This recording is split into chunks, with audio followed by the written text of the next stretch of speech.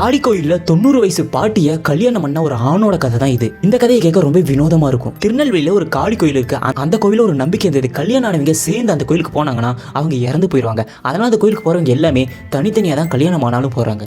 ஆனா அந்த ஊர்ல செல்வராஜ் அப்படிங்கிற ஒருத்தன் அந்த கோயில இருக்கிற சக்தியை சோதிக்கணும், நம்ம அங்க என்னென்ன நடக்குதுன்னு கண்டுபிடின்னு சொல்லிட்டு ஒரு விஷயத்த பண்றான். கல்யாணம் ஆனவங்க சேர்ந்து அந்த கோயிலுக்குள்ள போகக்கூடாது, நம்ம அந்த கோயிலுக்குள்ள போய் ஒரு கல்யாணம் பண்ணா என்ன ஆகுன்னு சோதிச்சு பார்த்துருக்கான். அதுக்காக அவன் என்ன பண்ணுறான்னா, ஊரில் ஒரு பொண்ணை கூட்டுக்கிட்டு அந்த கோயிலில் போய் கல்யாணம் பண்ண போகிறான். ஆனால் ஒரு பொண்ணு கிடைக்கவே இல்லை. அதனால 90 வயசு ஒரு வயசான பாட்டியை கூட்டிட்டு அந்த கோயிலுக்கு போகிறான். அந்த பாட்டிக்கு கல்யாணம் பண்ண மாதிரி அலங்காரம் பண்ணி நைட்டு இரவு அந்த கோயிலுக்கு அந்த பாட்டியை கூட்டிட்டு போகிறான். உள்ளே போய் அந்த பாட்டிக்கு தாலி கட்டும் பொழுது அங்கேருந்த காளி சிலை அப்படியே ஏந்திரிச்சு நின்று இருக்கு. அதை பார்த்து அந்த பாட்டி பயங்கரமாக கத்திருக்காங்க. அந்த பாட்டி கத்துன உடனே அந்த பாட்டியோட உடம்பு அப்படியே சாம்பலாகி கீழே மண்ணு மாதிரி கொட்டி போச்சு. அதுக்கப்புறம் நடந்ததான் ரொம்ப ரொம்ப பயங்கரம். அந்த பாட்டி சாம்பலான பார்த்தீங்கன்னா அந்த சாம்பல்லேருந்து மிகப்பெரிய ஒரு கை வந்து அவனை பிடிச்சி அந்த கோயிலுக்கு அடியிலேயே இழுத்துட்டு போச்சு.